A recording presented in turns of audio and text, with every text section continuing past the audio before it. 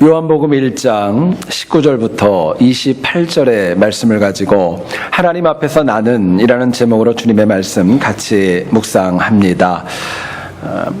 서울의 용산을 가면 삼각지라는 지역이 있습니다. 삼각지 뒷골목에 가게 되면은 옛집이라고 하는 굉장히 허름한 국수집이 있다고 합니다.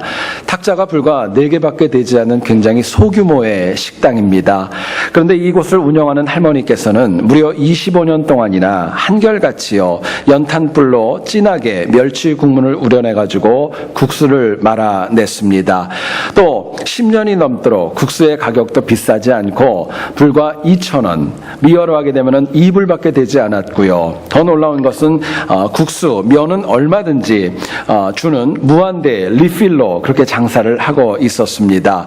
이 국수집이 굉장히 유명하게 된 계기가 있었는데요. 방송국에서 취재를 하면서 참으로 훈훈한 이야기 하나가 소개되어지면서 이 국수집이 참 많은 사람들에게 알려지게 되었습니다. 어떤 분이 실직으로 인하여서 노숙자 신세가 되었습니다. 끼니 때가 되다 보니까 용산 근처에 식당들을 전전해 보았지만 모두가 다 허름한 복장 때문에 문전박대를 하게 되었고요. 어느 누구도 받아주지 않아서 상처만 쌓여가고 있었습니다. 그러다가 어느 날 할머니 국수집에 들어오게 되었고 우선 주시는 대로 국수 한 그릇을 허겁지겁 먹은 다음에 어떤 생각이 들었냐면은 어떻게 하면 빨리 돈 안 내고 도망갈까? 이 생각만 하게 되었던 것입니다. 그런데 할머니가 갑자기 이분의 국수 그릇을 가지고 가시더래요. 그러더니 부탁하지도 않았는데 또 한 그릇을 말아가지고 대접을 하더랍니다. 그래서 이분이 너무나도 배가 고팠기 때문에 2그릇을 일단 다 먹은 다음에 계산도 하지 않고 뒤도 안 돌아보고 막 도망을 나가는데 할머니가 쫓아나와서 뒤에서 이분에게 한마디를 하셨답니다. 이렇게 얘기를 하셨대요. 이복에 그냥 걸어가게. 뛰지 말고 괜찮으니까 나중에 또 오게. 그럼 내가 또 대접할게. 그러고 이야기를 했던 것입니다. 이 이야기가 알려지게 되었던 거예요. 여러분 용산 근처에는 많은 식당들이 있었지만 같은 장소, 같은 시간에 있었지만 그 상황이 너무나도 달랐다는 것을 저희들에게 이야기합니다. 여러분 사람도 같은 장소와 같은 시간을 살아가도 모두가 다 똑같은 거 아닙니다. 같은 자리에서 예배를 드린다 할지라도 하나님 앞에서의 우리의 모습도 모두가 다 똑같은 것은 아닙니다. 여러분 사람이 처음부터 자기만 아는 영은 없는 거예요. 처음부터 베풀고 헌신하는 영혼으로 정해진 경우도 없는 것입니다. 문제는 우리가 하나님 앞에서 어떤 정체성을 만들며 살아가는가, 이게 중요한 것입니다. 정체성은 여러분 그냥 주어지는 것이 아니라 만들며 살아가는 것입니다. 세상 사람들은 정체성을 정의할 때 이렇게 얘기를 하죠. 내가 누구이고 나이가 무엇이고 무슨 직분이 있고 어디에 살고 직업이 무엇인가, 이것으로 그 사람을 평가합니다. 그러나 저는 이 정체성을 좀 바꾸고 싶습니다. 정체성은 다른 거 아닙니다. 내가 하나님 앞에서 어떻게 살아갔는가, 그 삶의 족적과 흔적이 바로 내가 살아있는 나의 정체성인 것입니다. 이유가 있습니다. 각자의 삶과 인생이 쌓이고 쌓여서 그 사람의 삶을 누가 뭐라 그러지 않아도 자기 자신이 표현해 주기 때문에 그렇습니다. 세상 어느 누구도 하나님 앞에서 악하고 폐역한 정체성을 추구하며 살아가는 사람은 없습니다. 정체성은 지금은 물론이고 훗날 대대손손 남는 것입니다. 뿐만 아니라 하나님 앞에 갈 때까지 내가 살아왔던 삶의 족적과 흔적은 사라지지 않고 그대로 남아 있는 것입니다. 여러분 그렇기 때문에 정체성 바르게 하는 것 얼마나 중요한지 모릅니다. 본문을 같이 읽었지만은요, 오늘 본문의 내용은 바리새인들이 사람을 보내서 세례 요한에게 질문합니다. 내가 과연 누구냐? 내가 누구냐라고 물어보게 됩니다. 그리고 답을 하는 장면이 나와 있지요. 요한은 하나님과 사람 앞에서 굉장히 정확하고 분명한 정체성을 가지고 흔들림 없이 자신의 사역과 삶을 고백하게 됩니다.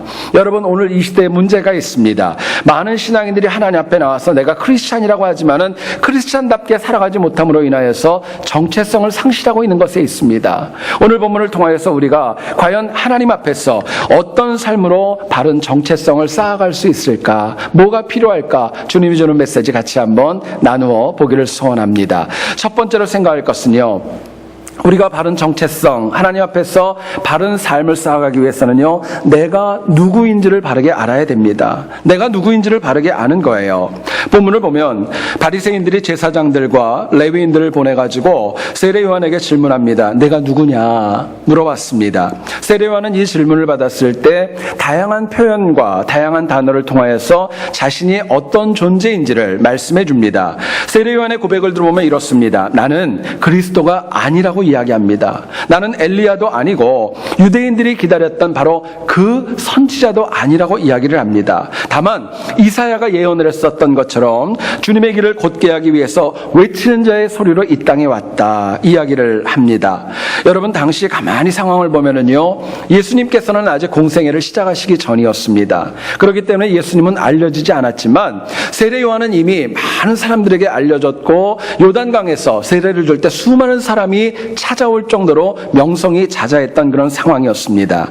그럼에도 불구하고 세례 요한은요, 자기의 정체성에 관하여 조금도 의심이 없었고 흔들림이 없었고 주어진 사역을 신실하게 담당해 나갔던 것입니다.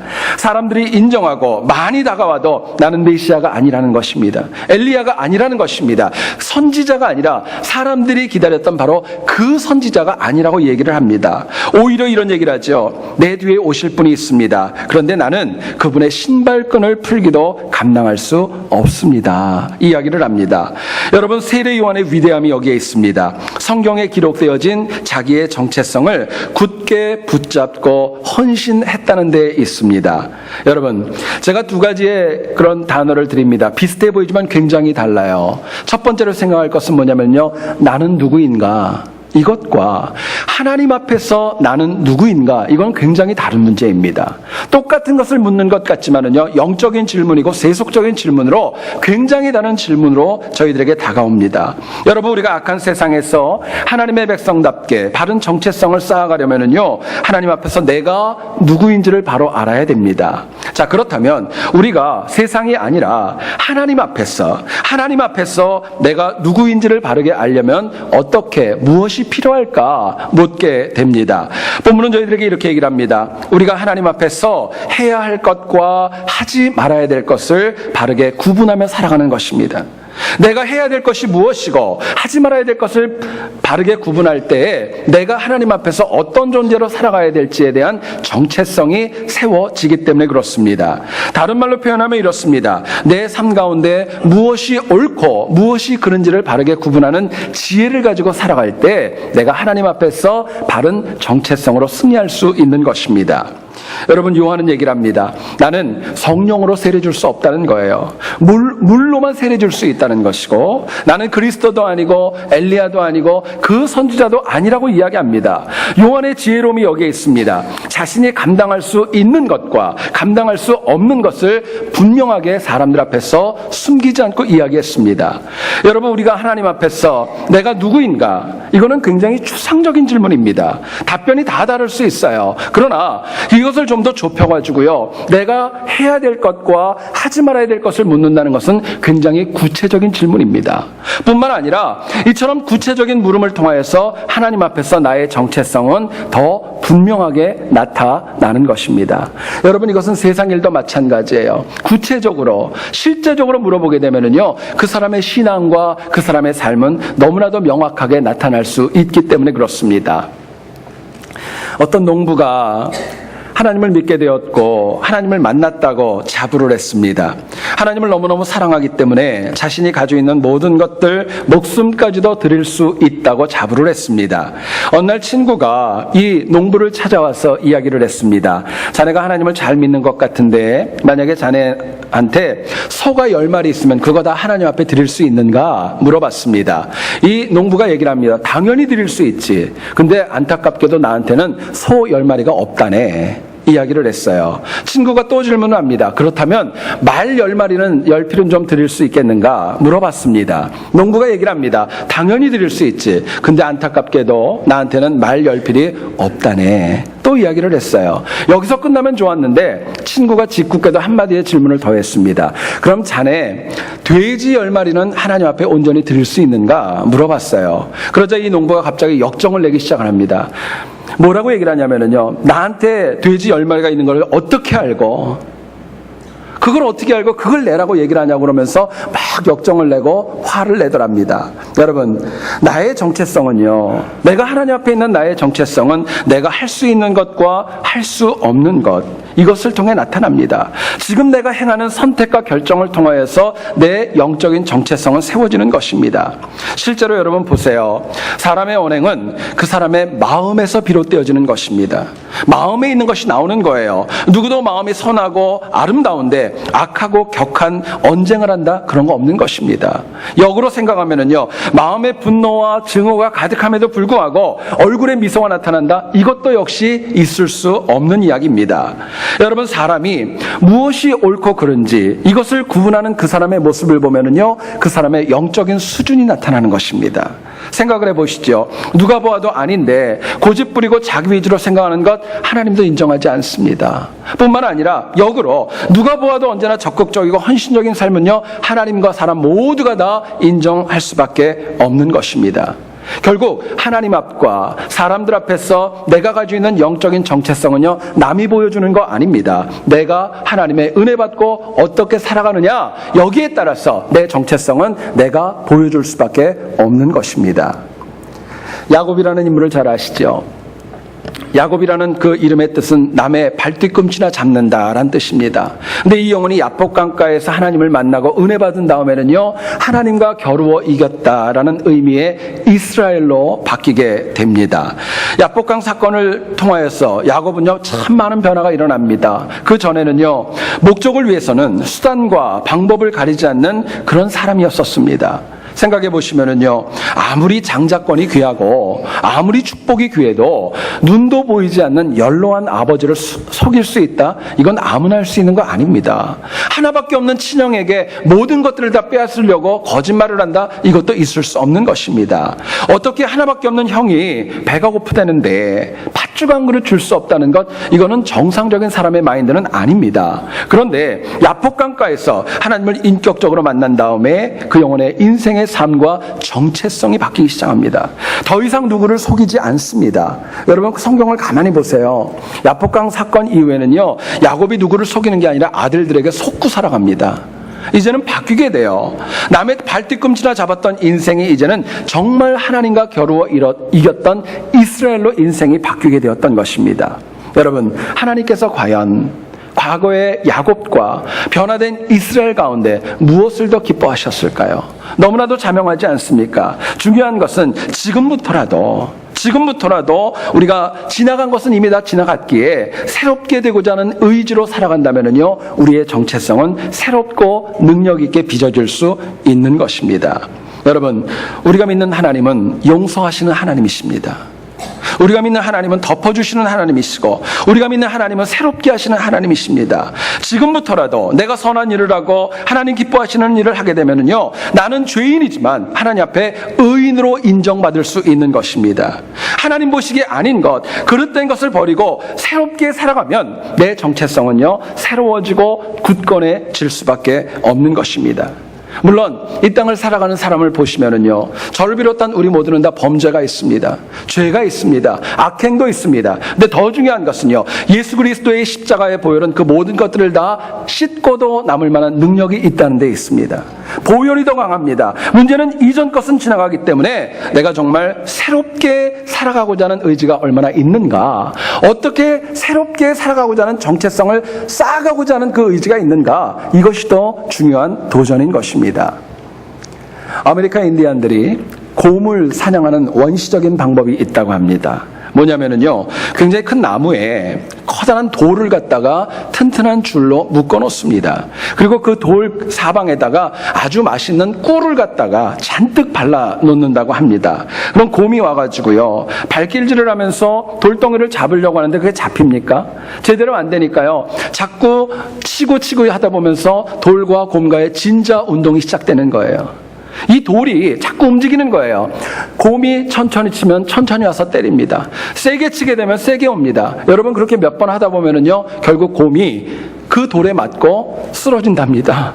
그리고 인디언들이 가서 편안하게 그 곰을 사냥한다는 이야기예요. 생각해 보시죠. 하나님 백성으로서 하지 말아야 하고 아닌 것, 그릇된 것이라면은요, 더 이상 발길질하지 마세요. 더 이상 발길질하지 마세요. 아닌 줄 알면서 계속 발길질하면 결국 그 피해는 남이 받는 거 아닙니다. 내가 받는 거예요. 내가 받는 것입니다. 여러분, 느헤미야 2장 4절을 보면 이런 말씀이 나옵니다. 왕이 내게 이르시되 그러면 내가 무엇을 원하느냐 하시기로 내가 곧 하늘의 하나님께 묵도하고 라고 말씀합니다. 느헤미야는요, 고향으로 돌아가기 위해서 아닥사스다 왕에게 요청을 하면서 자기의 선택과 결정을 그냥 말하지 않았습니다. 성경을 보면은요, 묵도하고 이야기했다고 이야기합니다. 묵도했다는 거예요.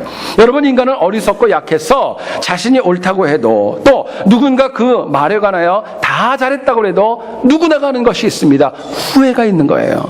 그때 그러지 말걸, 그때 좀 더 잘할걸, 그때는 그게 아니었는데 후회가 있는 것입니다. 여러분, 이거 줄이기 위해서는요, 제가 숙제를 냅니다. 여러분, 한 주간의 숙제를 내는데요, 내가 말하고 행동할 때 선택하고 결정하기 전에 묵도하고 하세요. 긴 시간 필요 없습니다. 잠깐이라도 하나님 나한테 지혜 주십시오. 바른 은혜를 주십시오. 묵도하는 지혜가 필요합니다. 묵도하면 성령께서 해야 될 일과 하지 말아야 될 일을 저희들에게 보여주시고 은혜 주시는 겁니다. 2번 할 거 1번 줄이는 거예요. 하나님 앞에 범죄하지 않는 것입니다. 그렇게 묵도로 살아가면 살아갈수록 하나님 앞에서 내 영적인 정체성은 견고해지는 것입니다. 여러분, 한 주를 살아갈 때도 항상 묵도로 매사를 시작하셔서 바른 정체성을 수립하시고 승리하는 우리 모두 될 수 있기를 주님의 이름으로 축원드립니다. 2번째로, 하나님 앞에서 저희 모두가 다 나를 낮추고 철저히 하나님만 높이며 살아갈 때 우리의 정체성이 귀해지는 것입니다. 나를 낮추고 하나님을 높일 때에 내 정체성이 존귀해지는 거예요. 성경은요, 우리 인생을 표현하면서 거창하게 이야기하지 않습니다. 우리 인생을요, 안개와 같다고 이야기합니다. 잠깐 있다 없어지는 것이죠. 잠깐 있다가 없어지는 풀로도 얘기하고요, 우리가 한번 내뱉었다가 또 들이마시는 호흡이라고 저희들의 인생을 표현합니다. 한 번도 인간을 갖다가 거창하고 그런 크게 얘기하지 않고 한결같이 부족하다, 연약하다, 한계가 있다 저희들에게 이야기합니다. 여러분, 그렇기 때문에 인간은 철저하게 하나님만을 높이며 살아가야 마땅한 것입니다. 오늘 본문 가운데 26절부터 27절 한번 보시죠. 제가 봅니다. 너희 가운데 너희가 알지 못하는 한 사람이 섰으니 곧 내 뒤에 오시는 그이라. 나는 그의 신발끈을 풀기도 감당하지 못하겠노라 하더라 말씀합니다. 오늘 본문의 상황을 가만히 보시면은요, 아직 세례 요한과 예수님이 직접 만난 적이 없었습니다. 아직 만나지 않았습니다. 그런데 요한은 얘기를 합니다. 예수님의 신발끈, 누군지는 잘 모르겠지만 그분이 오시면 내가 그분의 신발끈을 푸는 것, 그것도 나는 감당할 수 없다고 말하면서 자신을 낮추는 거예요. 여러분, 유대 지역은요, 모래바람이 굉장히 강한 지역입니다. 또 유대인들은 신발을 갖다 신을 때 샌들을 신고 다녔다고 합니다. 외출하고 돌아오면 가장 지저분해지고 가장 먼저 씻는 것이 바로 발이었다고 그래요. 어떤 집에 손님이 오시게 되면 그 손님에 대한 첫 번째 예의가 뭐냐면요, 그 집안에서 가장 낮고 천한 종이 손님에게 다가가서 신발끈을 풀고 그분의 발을 씻어 드리는 것이라고 합니다. 그런데 세례 요한이 얘기를 합니다. 예수님의 신발끈을 풀어주는 것도 나는 감당할 수 없을 정도로 연약하다 고백하는 거예요.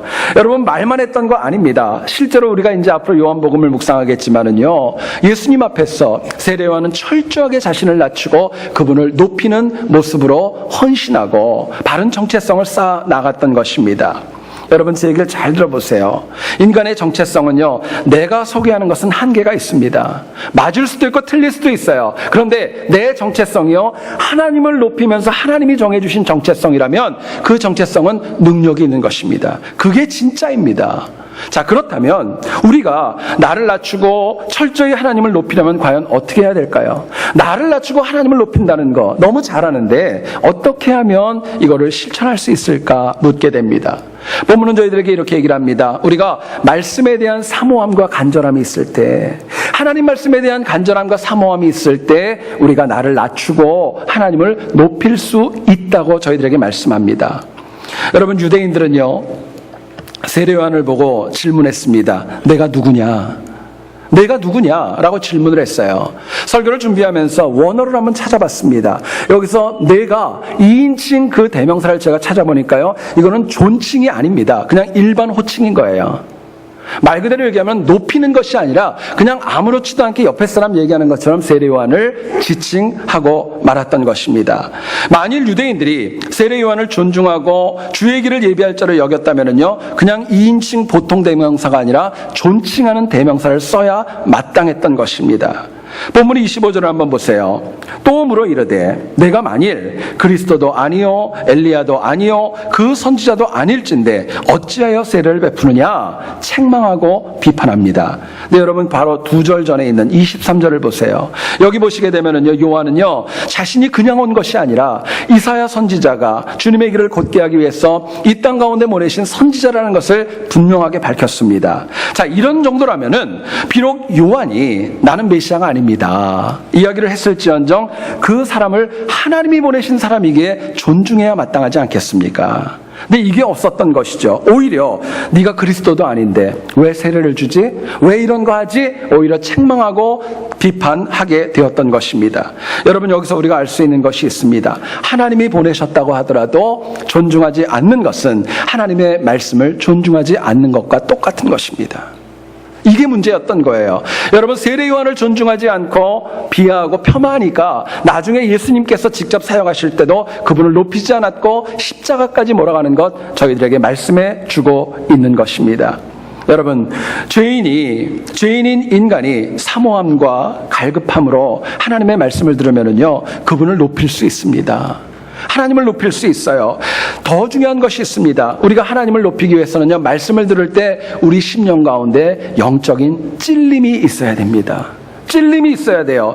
뭔가의 말씀에 찔린다는 것은 내가 틀렸을 때, 내가 옳지 않을 때 마음의 가책과 불편함이 찾아오는 것, 그게 영적인 찔림입니다. 또 어떤 경우에는 내가 하는 결정이 옳은 것인가 하나님이 나에게 컨펌을 줄 때도 찔림으로 말씀을 주실 때가 있는 것입니다. 여러분, 찔림이 있다는 것은요, 불편합니다. 때로는 거북합니다. 생각할수록 하나님의 말씀이 옳기 때문에 불편한 거예요. 근데 여러분 아십니까? 내가 말씀을 들을 때 찔림이 있다는 것은요, 은혜가 있다는 거예요. 하나님 말씀에 찔림이 있다는 것은 은혜가 있다는 것이고 아직 나에게 영적인 가능성이 있다는 것입니다. 그러나 하나님의 말씀을 들을 때 아무런 찔림이 없고 감동이 없고 나는 영적으로 지금 잠들어가고 있다는 것을 보여주고 있는 것입니다. 여러분, 문제는요, 말씀을 듣는 모든 사람들이 다 찔림이 있다는 거 아닙니다. 사모함과 갈급함으로 듣는 영혼만 하나님의 말씀에 찔림이 있고 하나님을 높일 수 있고 나의 정체성이 바르게 세워질 수 있는 것입니다. 사도행전을 보시면은요, 2장 37절에 이런 말이 나옵니다. 그들이 이 말을 듣고 마음에 찔려 베드로와 다른 사도들에게 물어 이르되 형제들아 우리가 어찌할꼬 말씀을 합니다. 사도행전 2장 37절 찔려라는 단어의 헬라 원어를 보니까요, 카타니소라는 동사를 씁니다. 이건 무슨 뜻이냐면요, 마음에 격렬한 동요가 일어나는 것입니다. 하나님의 말씀을 듣고 보니까 마음에 뛰고 이거 아니네, 이거 큰일 났네, 이런 격렬한 동요가 일어났던 거예요. 당시 사람들이 간절함과 사모함으로 베드로의 말씀을 들었다는 것이고 그 말씀이 가슴에 들어오면서 동요가 일어나게 되었고 통회하게 되었고 죄인이 하나님의 백성으로 새로운 정체성을 입게 되었던 것입니다. 그런데요, 똑같은 사도행전에 나오는데 7장 54절에는 이런 말씀이 나옵니다. 그들이 이 말을 듣고 마음에 찔려 그를 향하여 이를 갈거늘. 한국말로 보면 찔린다는 말이 똑같죠. 헬라 원어로 보면 다른 단어입니다. 디아프리스라는 단어가 쓰여져 있습니다. 무슨 뜻이냐면요, 성나게 했다는 거예요. 스데반의 말이 당시에 많은 유대인들을 갖다가 화나게 했고 분노하게 했고 성나게 했다는 것입니다. 왜 유대인들이 스데반을 죽였는지를 저희들에게 분명하게 보여주고 있는 내용입니다. 무슨 뜻이냐? 스데반의 말씀을 들었던 영혼들 간절함 없었다는 것입니다. 사모함 없었다는 거예요. 그렇기 때문에 그들은 스데반을 돌로 쳐서 잔인하게 사망으로 이끌어 가고 말았던 것입니다. 여러분, 사모함과 간절함으로 하나님의 말씀을 들으면요, 내 삶에 찔림이 있습니다. 찔림이 있어요. 그러면 당연히 찔림이 있다면 하나님을 높일 수밖에 없는 것이 우리의 영적인 이치입니다. 문제는 선포되어지는 말씀, 들려지는 말씀, 묵상되어지는 말씀, 읽어지는 말씀에 문제가 있는 거 아닙니다. 문제는요, 오히려 그 말씀들 내가 어떤 자세로 임하는가, 여기에 더 큰 문제가 있는 것입니다. 여러분, 말씀을 존중하셔야죠. 말씀을 존중할 때 하나님도 우리를 존중하시고 모두가 우리를 존중으로 이끌어갈 수 있고 정체성이 바르게 세워지는 겁니다. 어떤 남성이 전화회사 서비스 센터에 전화를 걸었습니다. 그리고 신경질적으로 항의를 하기 시작합니다. 제 전화가 잘 안 됩니다. 제가 누군가한테 전화를 하면 상대편이 얘기하는 거 자기는 잘 들리는데 상대편은 자기 전화를 받으면 여보세요? 여보세요? 그리고 한두 번 얘기하다 그냥 끊어버린다는 거예요. 그런데 그 스피커가 잘못됐기 때문에 전화기를 바꿔달라고 이야기를 했습니다. 문제는 이 항의 전화가 한두 번이 아니라 여러 번 많이 반복되어진 겁니다. 그랬더니 나중에는요, 좀 성격이 있었던 분 같아요. 이 안내원이 고객에게 이렇게 얘기를 했답니다. 고객님, 제가 보기에는 기계가 문제가 아니라 고객님의 인간관계가 문제인 것 같습니다. 존중하지 않았다는 거예요. 그러니까 결국 돌아오는 것 자신도 똑같이 받는다는 것이죠. 여러분, 우리가 하나님의 말씀 앞에 선 태도를 보면, 내가 하나님 앞에 말씀 앞에 선 태도를 보면 그 사람이 하나님과 성경을 얼마나 존중하는지 알 수 있습니다. 나타납니다. 하나님을 존중한다고 하면서 한 주에 한 번 교회 와서 다른 짓 할 수 없는 거예요. 예배 빠질 수 없는 것이고 다른 짓 할 수 없는 것입니다. 뿐만 아니라 말씀을 존중한다고 하면서 한 주에 한 번도 성경을 펴보지 않는다? 그런 건 없는 것입니다. 여러분, 결국 말씀 존중 없이 하나님을 높일 수 없는 것이고 하나님을 높임 없는 그 삶은 절대로 경건으로 채워줄 수 없다고 저희들에게 말씀합니다. 어떤 청년이 19세기 미국을 영적으로 깨웠었던 D.L. 무디 목사님에게 이상한 질문을 했습니다. 이런 요청을 했어요. 목사님, 제가 목사님 성경을 한번 보고 싶습니다. 평소에 보는 성경을 한번 보고 싶다고 요청을 했습니다. 무디가 이 말을 듣고 좋다 하고 성경을 보여줬습니다. 청년이 펴보니까요, 너무너무 많이 곳곳이 헤어져 있었습니다. 많이 봤다는 것이죠. 구구절절 색연필로 정말 알록달록하게 색이 칠해져 있었습니다. 성경 곳곳을 보니까 빽빽하게 기록해 놓은 묵상의 내용도 있었습니다. 근데 이 청년이 다 이해가 되고 다 보기가 좋았는데 한 가지가 이해가 가지 않았습니다. 곳곳에 이 무디가 써놨는데 뭐라고 써놨냐면요, 알파벳으로 T자하고 P자를 갖다 써놨던 거예요. 곳곳에 TP, 또 여기도 TP, 저기도 TP 그렇게 써놨던 거예요. 청년이 궁금했습니다. 그래서 무디에게 물어봤어요. 목사님, 제가 다 알겠는데 이 TP가 뭡니까? 물어봤어요. 무디가 이렇게 얘기를 했다고 합니다.